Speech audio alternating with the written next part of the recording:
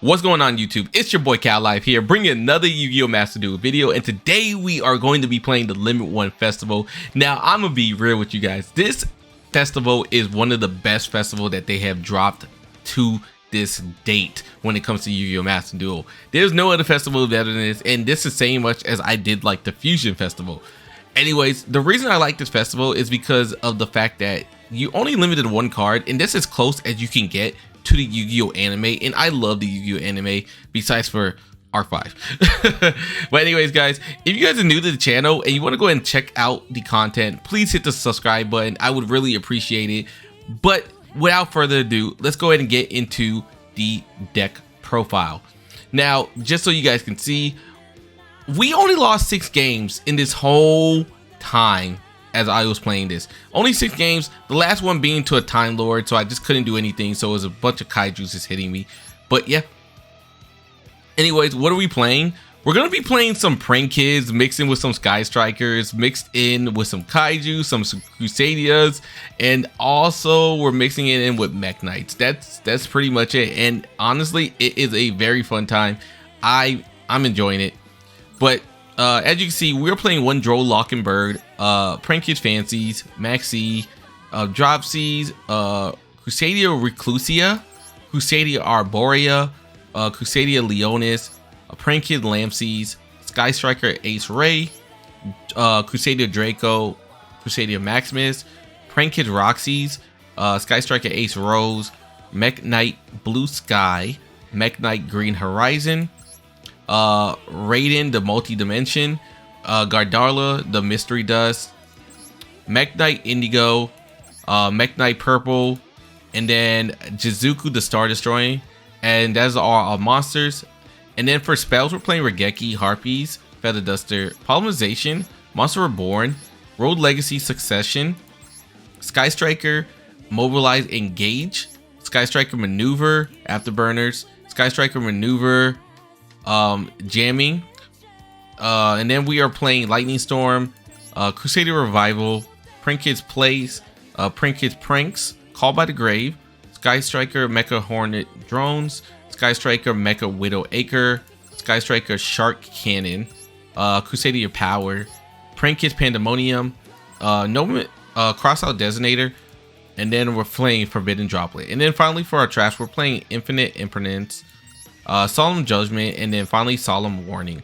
Now for our extra deck, we are playing Prank Kids Battle Butler, number 38 Hope, Zeus, Sky Striker Ace Kagari, Sky Striker Ace Shizuku, Crusader Magus, Kaina, Prank Kids Meow Meow Moo, and then Crusader Regulix, Mech Knight Morningstar, Doodle Dodo, Bow Wow Bark, Mech Knight Spectrum, and then Crusader Ecomax, and finally Crusader Avermax. So this is what we are playing.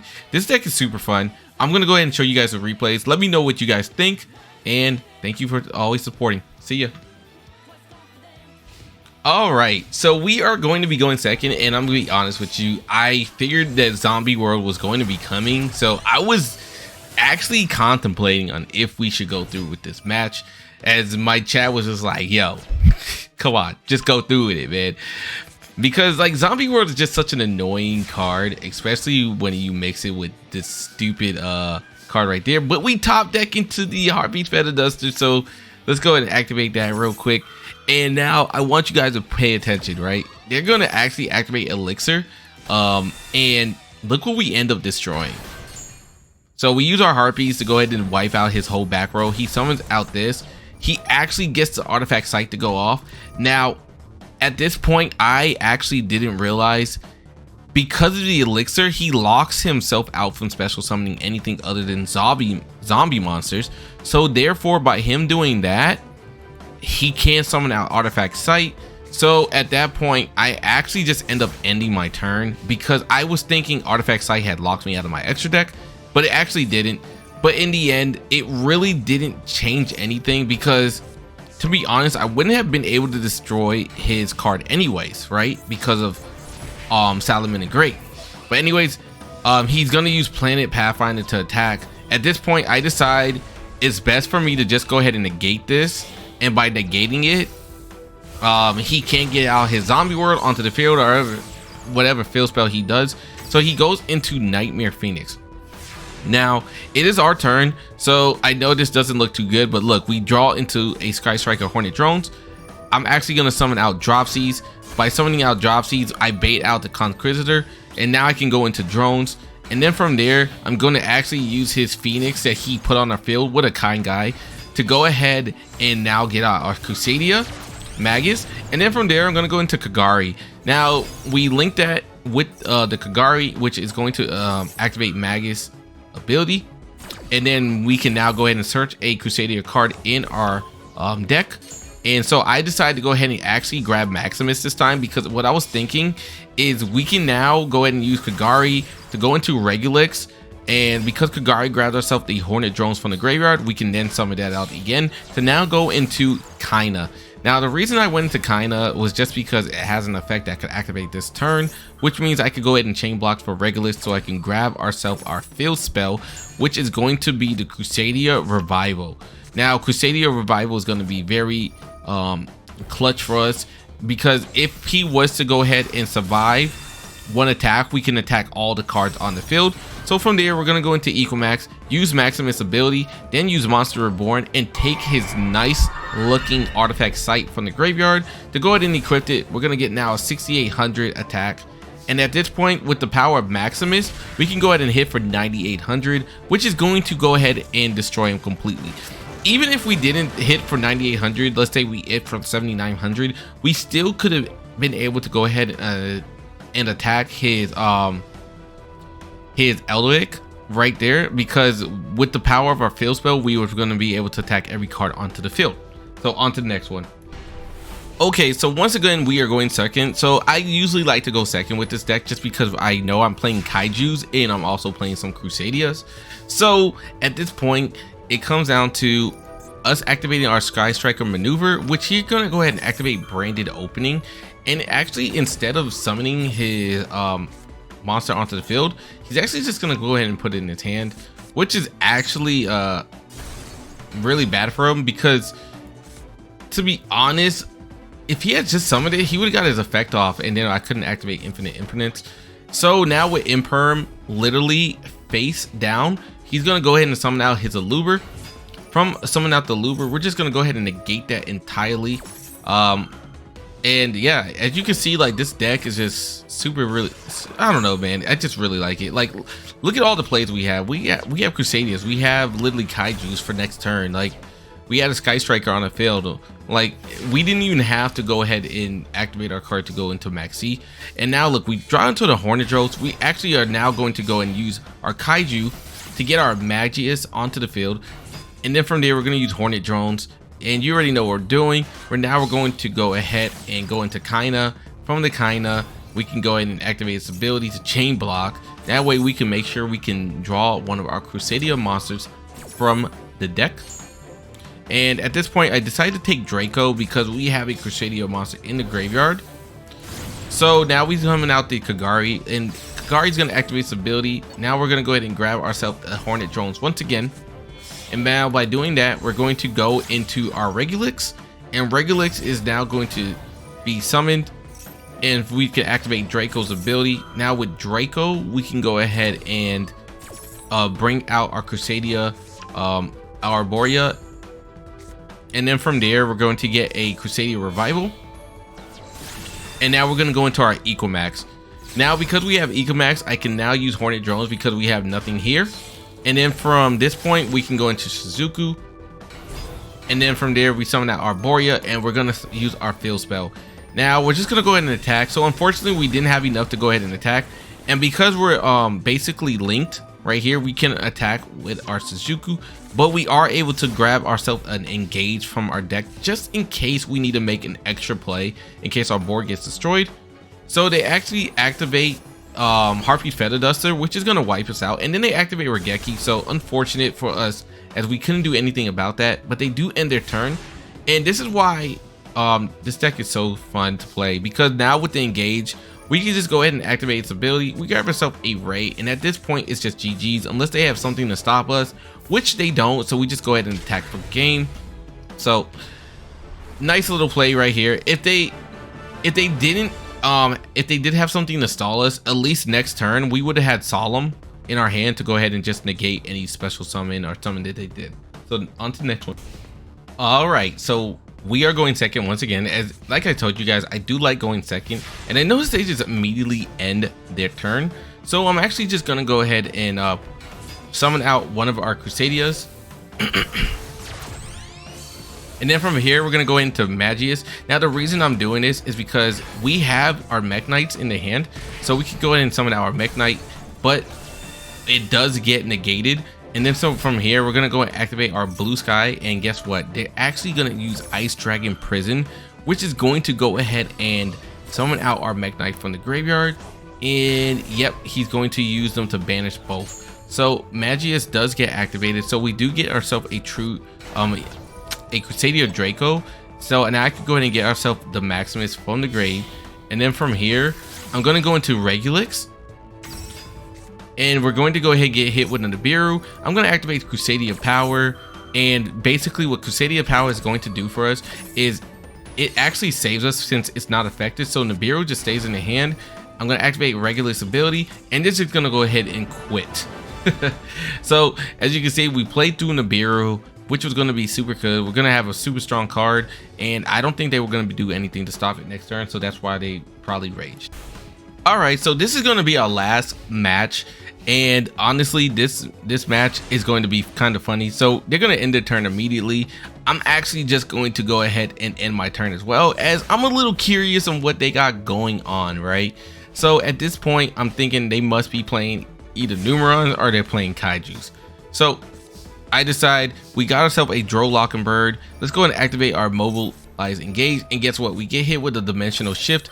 This card is so annoying, especially because now any card that is sent to the graveyard is banished instead. So us as Sky Striker players, we do want this card in our graveyard, and this is actually going to stop us from doing 3k damage as well, because I do not want to activate the Raise ability to go ahead and banish it just to get one card on the field. But it actually didn't matter, as they are going to kaiju us anyways. So from here, they're going to actually go ahead and summon out the Baron de Fleur, and they also have themselves a nice little annoying card right here. So at this point, you're probably thinking, what can we do? Well, it's actually simple. I'm going to use the Regeki to go ahead and bait out.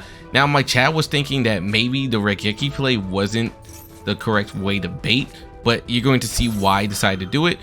But before that, we activate the Prank Kid's Place, which is going to go ahead and get ashed.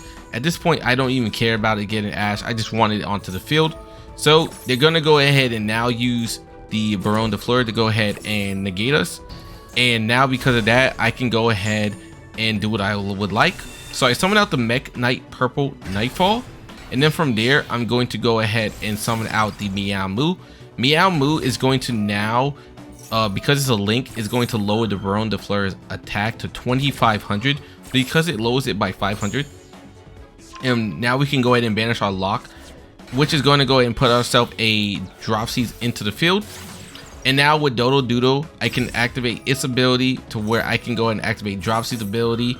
And at this point, they decided to scoop because we were going to be able to go ahead and get ourselves out the Battle Butler, and we're just going to go ahead and attack and just destroy it. And then we could attack the card that was face down as well and destroy that as well. Plus we had the power of Call by the Grave in our hand. So as you can see, very, very strong deck. I will show you one more match, but it's going to be more of a loss, but I did enjoy that match, so I will go ahead and show it to you guys. All right, so this is the one I'm going to go ahead and show you. This match was actually crazy, as this person just had the top deck of a lifetime to go ahead and get the win.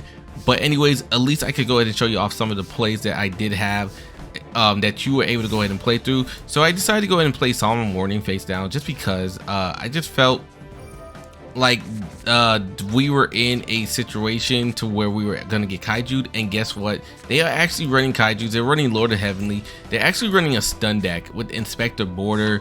So at this point, I'm thinking this card face down is the one little monster that when it flips up, it destroys all special summons. So I decided to just go ahead and summon out Lamb Seeds and attack, but it happens to be a Grado Cobra, which is going to go ahead and snatch our Lampseas from us. And so I decided to go ahead and just keep them there. Now I could have summoned out the Mech Knight, but I didn't see a point to. Anyways, they activate the Inspector Border. I'm actually going to use Solemn Warning on it. That way we can actually use our effects, and they're going to go ahead and attack us directly. So as you can see, this game isn't really looking like it's going our way. Now I do have the Lightning Storm, but I'm not going to use it. I'm actually going to summon out our Crusadia. Then from there go into Magius, and then from there activate our Mech Knight, which is going to be able to summon because it's 2 cards in a row. Then I can move it so we can go ahead and attack. Now I am going to play 3 cards face down: Droplet, the Called, and also Poly.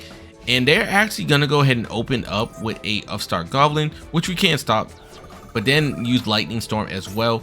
So I decided to use our Call by the Grave to go ahead and negate, to go ahead and get rid of Inspector Border, just in case this card somehow makes a return. So he then summons out his Dino Rest of Panker, and then from there he summons out 2 Kaijus, which he attacks us. And yeah, it's still not looking too good, but guess what? I'm going to actually make a small little comeback right here, and you're going to see how. We get ourselves a Roxy's. I'm going to activate Lightning Storm, which is going to destroy both his cards.